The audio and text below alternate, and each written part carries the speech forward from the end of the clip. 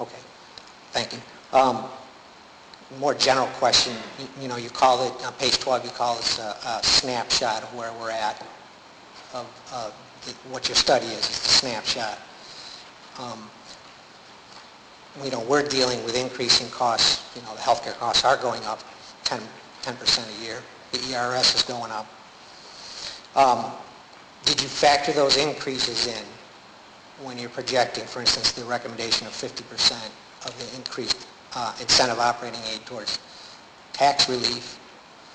How does that jive with the increasing costs? We're here because our costs are increasing, and those costs are going to continue to increase whether we're a merged district or not. And I think Bill, you said that it's not going to solve the problems. It's just going to put us hopefully in a more comfortable situation going forward. But I just wondered, how did you take those increasing costs? I mean, according to the presentation from Naomi, right now we're going up roughly 5% a year in our expenditures. So that 5% increase a year is still going to be there after we merge, and that's going to eat into that incentive operating aid pretty quickly. So how can we then tell the taxpayers we're going to give them a tax relief? To answer you, well, first of all, let me add on to what Alan said about the benefit costs. Some benefits are what's known as proportional benefits. In other words, they're proportional to the amount of salary paid. Mm-hmm. Retirement. ERS, yeah. ERS, and so forth. And so as salaries go up, they go up. Correct. Some costs are fixed costs.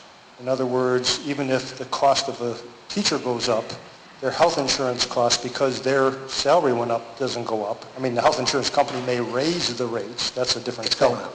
All right, yeah. It'll go up. There's no question about it, because that's what's happening. And I would also say, and getting to your question right now, in terms of taking a snapshot, we have to take a snapshot. And I just noticed with Naomi's presentation just now, I think she took a snapshot and it used retirement at, 12%, and TRS just came out with their rates, and now they're looking at 16.5% for school districts. So that's going up dramatically and probably will continue to do so. But to answer your question, when we did our financial projections, we held a couple of things, as I tried to explain, constant as conservative in terms of savings the district will realize, but we also held constant some of the additional expenditures which are going to go up. All right.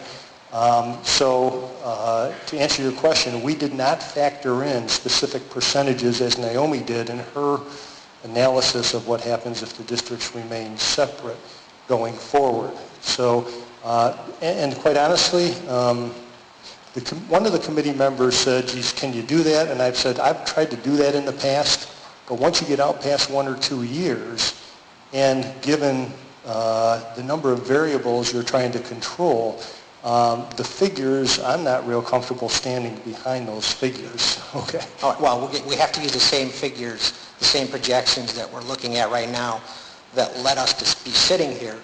We have to apply those same projections to what's the new district going to look like. Yeah, I think the bottom line from at least our vantage point is, as I said in my concluding remarks, I think you have to take a look at, as board members, if I were sitting in your seat, I think I have to take a look at what does it mean if we're not going to merge versus what it means financially if we are going to merge.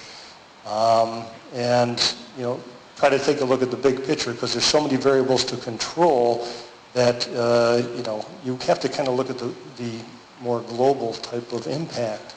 So would I be wrong to look at the study as kind of establishing a new baseline for a new district? With the savings and everything, and then we have to assume costs are going to continue to increase, and what is that going to mean down the road? And then the new Board of Education, as you do every year right now, you make some assumptions about what's going to happen to state aid for your district, what's going to happen to your equalization rate, your assessed property values, and you make assumptions about that when you build your budgets. And come summertime, when your aid is determined, it may be different. Your assessments may be different, and your equalization rate might change. So yeah, I think the key thing is establish the baseline, as you say. That's a good way to phrase it. And then the new Board of Education is going to have to come up with its assumptions for what does this mean the year after this, and the year after this, and so forth. So that would change a lot of your tables are kind of a static analysis. You know, we have to apply our best guess to what's actually going to happen. Just as you do right now on a Okay. year-to-year. I just want everybody to understand that. Yes, correct. Okay, thank you.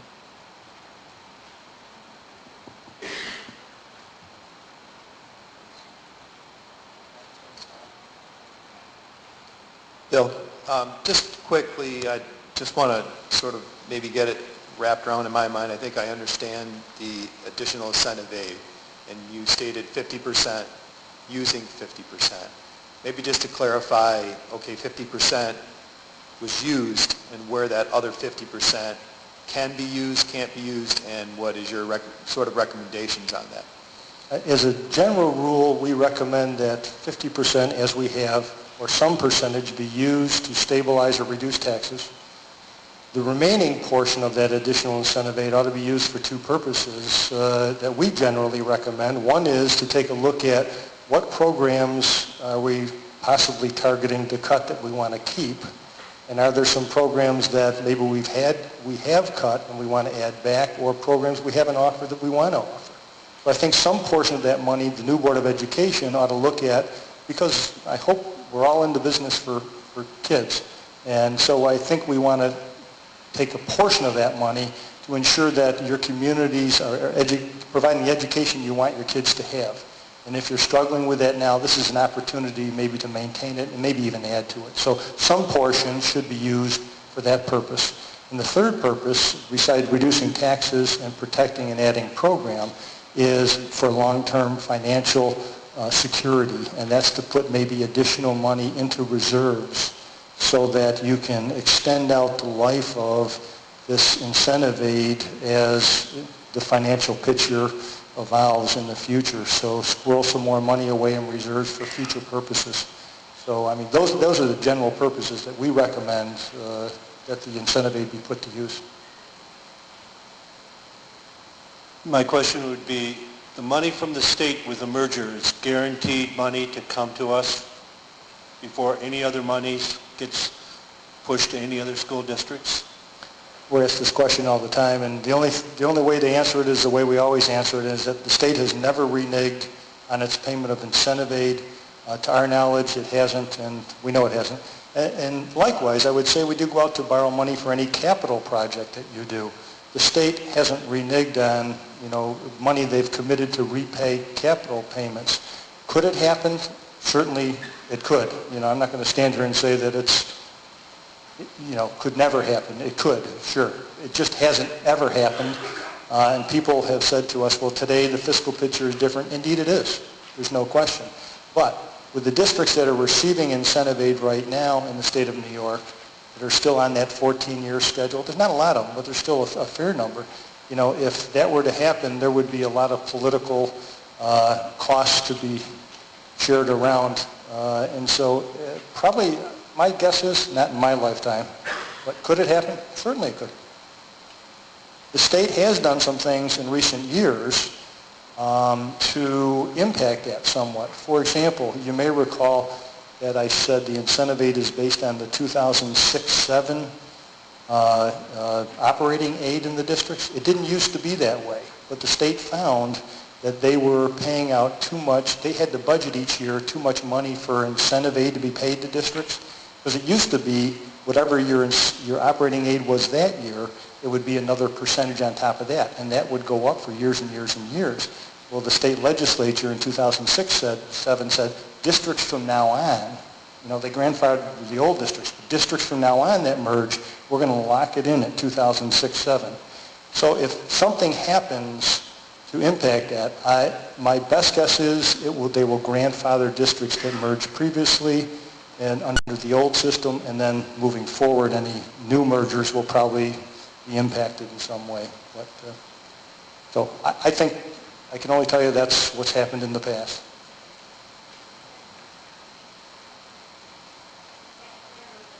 Ms. Mann? Yep.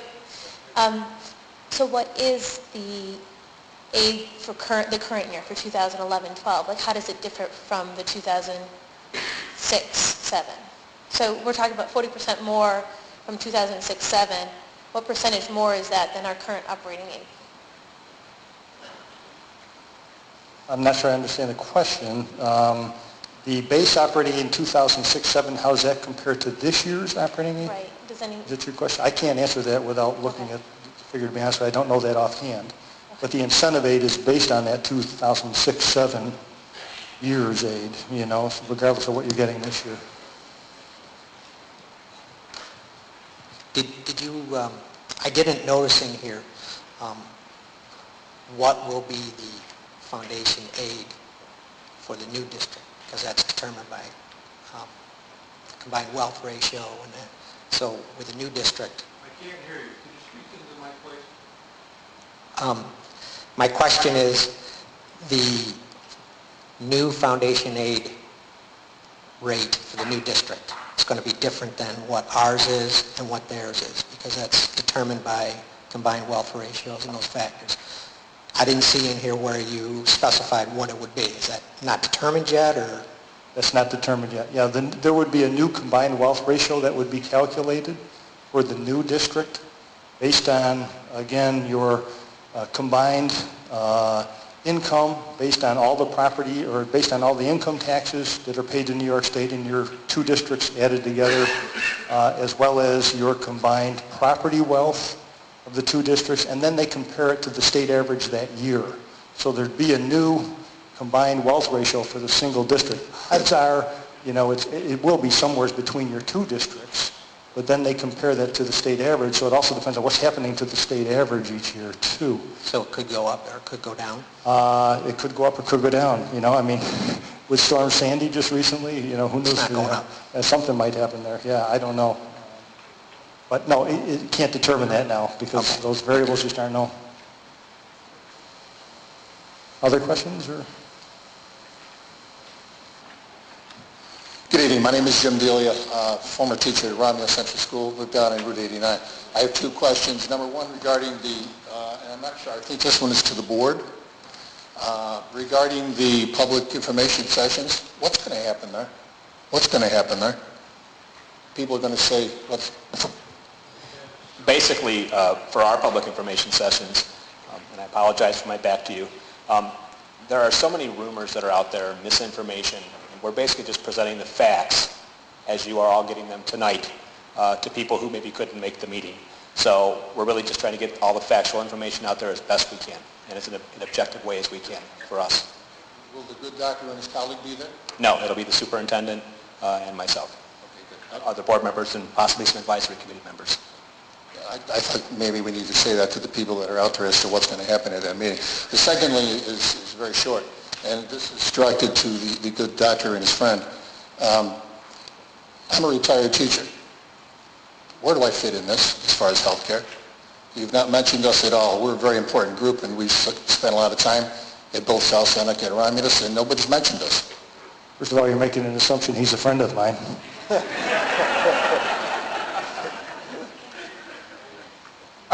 There's actually a letter.